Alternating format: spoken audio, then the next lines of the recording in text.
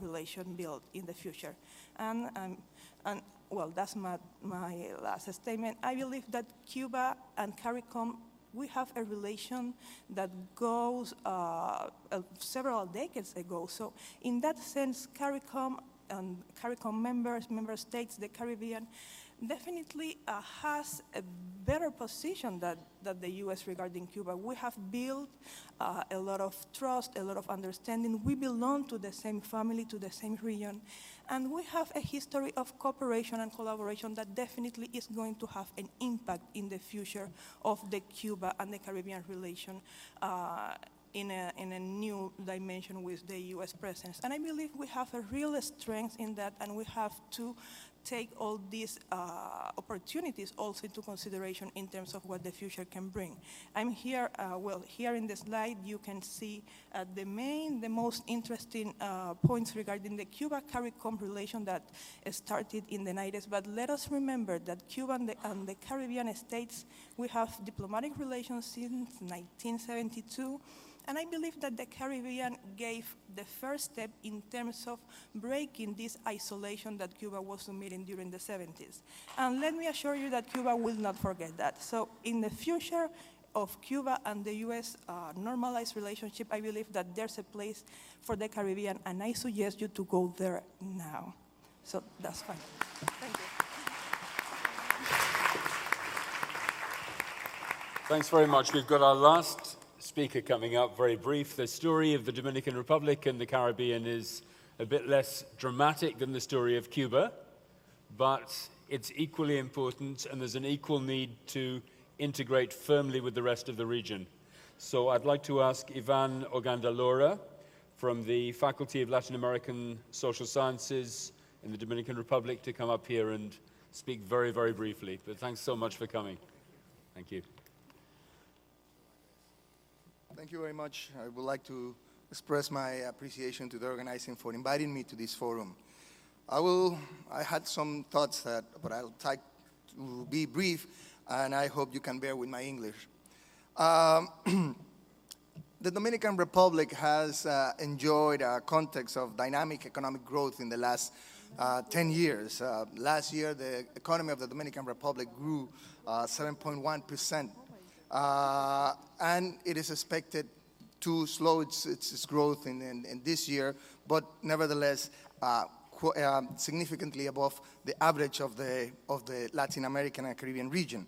There has been export diversification, and also there have been a significant diversification in the industrial-free zones, diversification into more value-added non-textile activities, such as medical supplies, jewelry, etc.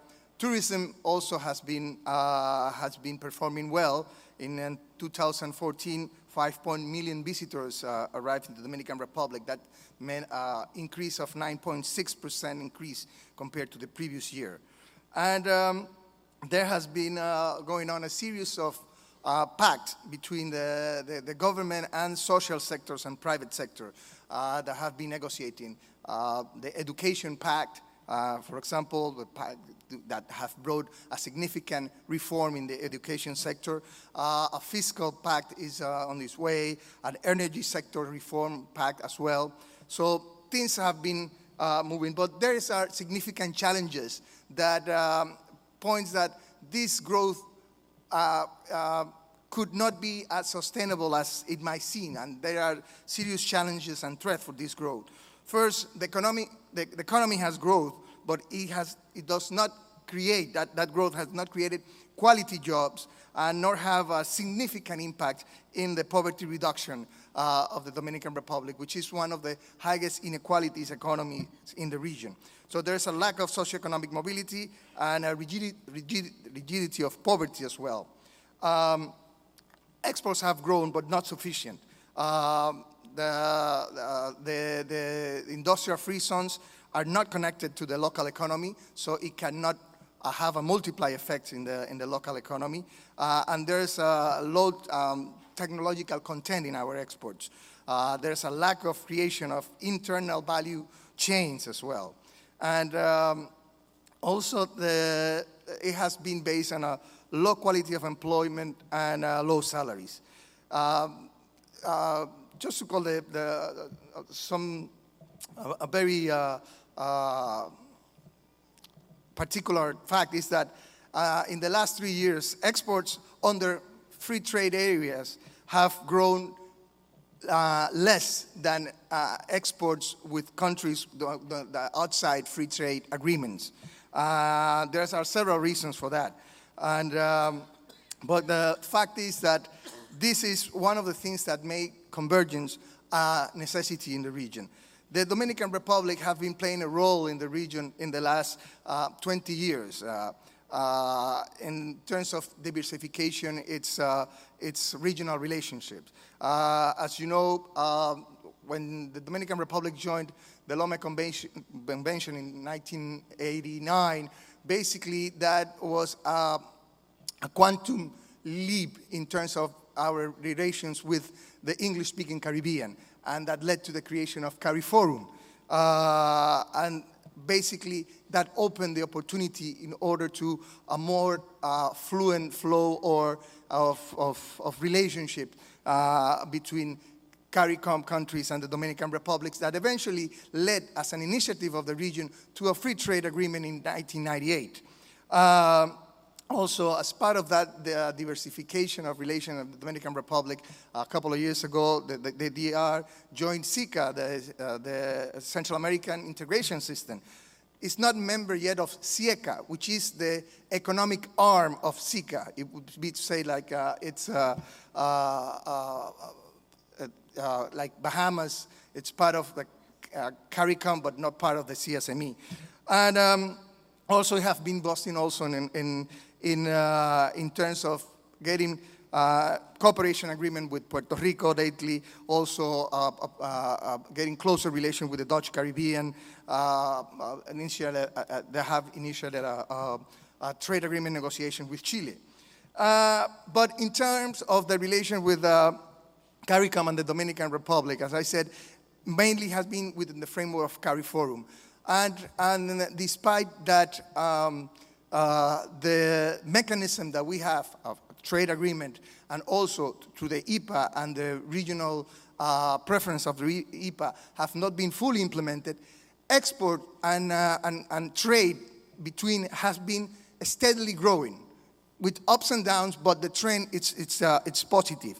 And I think that in terms of the relations, we do have the mechanisms in order to boost trade and to foster convergence between the Dominican Republic and CARICOM. And as I read some of the aspects that Mr. Professor LaGuardia exposed with Cuba and CARICOM, I mean, most of them you can change Cuba for Dominican Republic and it applies the same.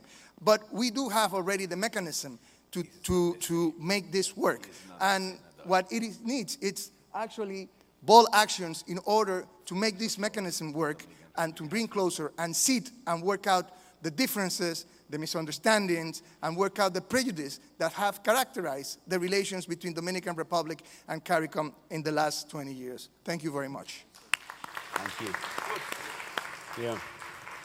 Well, that was another masterpiece of fast talking, but in spite of that, we are actually now at the point which is timetabled for the end of the session.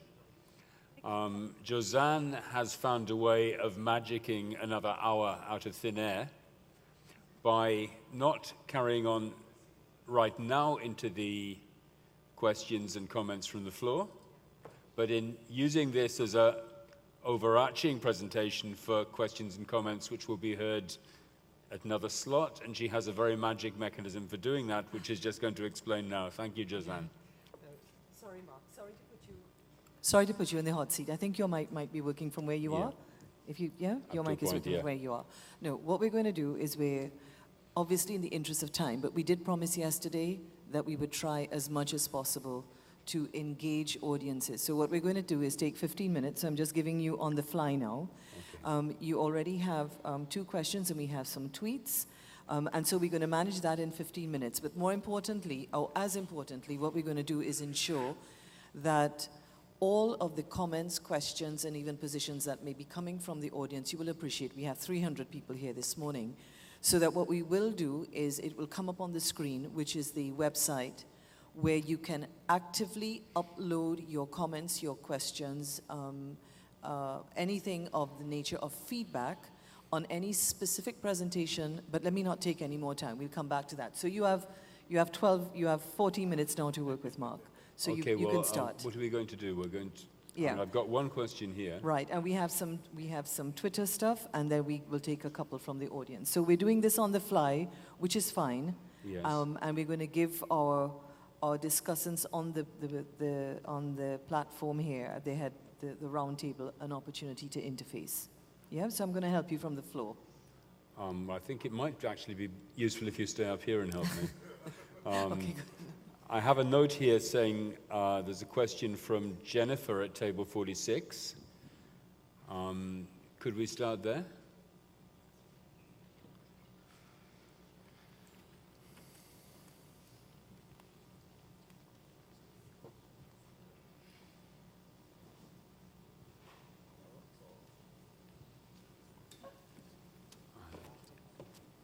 If we could quickly have our floor people sort of look for their hands.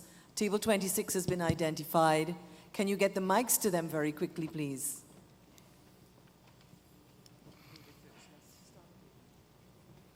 I've got absolutely no idea. I've got no idea. Mics? She just told me we were not having questions. All right. And now Thank you, Excellencies and discussants. this is a good idea. My question is a brief one. If we are to agree that politics of the region, and by this I mean the wider Caribbean region, poses huge challenges for convergence, from your different perspectives, how can we generate the right political leadership and will needed to drive the ongoing convergence process forward? Thank you.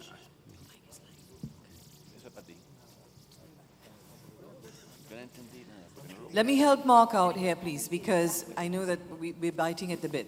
We had one first question coming from table 26. What number? 46. Can we go with that question or comment, please? Table 46, are you ready? If not, we're moving right along.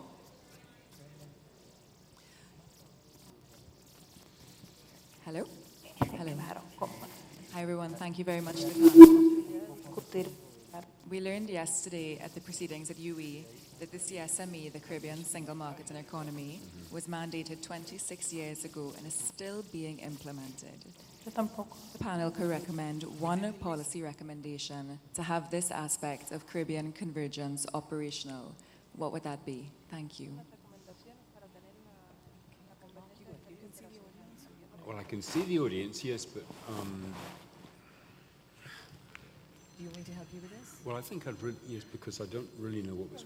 I think what we need to know is when there's a question, who it's directed to, and then we should... Okay, identify yourself and who the question and comment might be to, please. And we'll deal with them one by one, Yeah.